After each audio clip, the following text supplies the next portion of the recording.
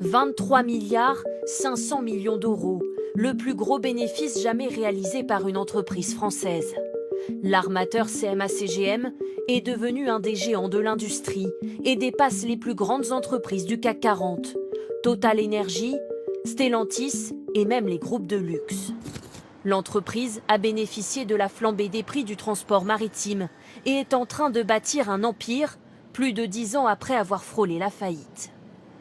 À sa tête, Rodolphe Saadé, qui depuis quelques années diversifie ses activités. Investissement dans le port de Los Angeles, rachat d'une entreprise de logistique, actionnaire d'Air France pour développer le fret aérien. Leur volonté, c'est de contrôler une bonne partie de l'ensemble de la circulation mondiale des marchandises, donc à la fois le transport maritime, le transport terrestre et le transport aérien, donc c'est du multimodal. Et le groupe ne s'arrête pas là.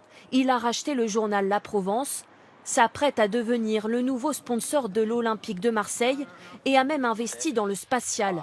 Il a acquis 10% du capital d'Eutelsat, un opérateur de satellites.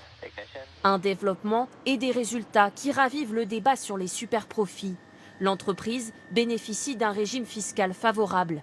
En 2021, elle a payé 2% d'impôts sur ses résultats en France. Mais pour le patron de CMA-CGM, pas question d'être taxé davantage. Moi, je ne veux pas être le seul à payer. Je dois continuer à faire plus parce qu'il faut continuer à aider au pouvoir d'achat, mais je ne peux pas être le seul. Le ministre des Comptes publics n'est pas non plus favorable à une nouvelle taxation et mise surtout sur la redistribution.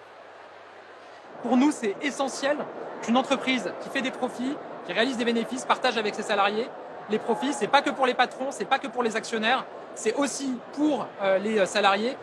CMA-CGM assure justement reverser une partie de ses bénéfices à ses employés.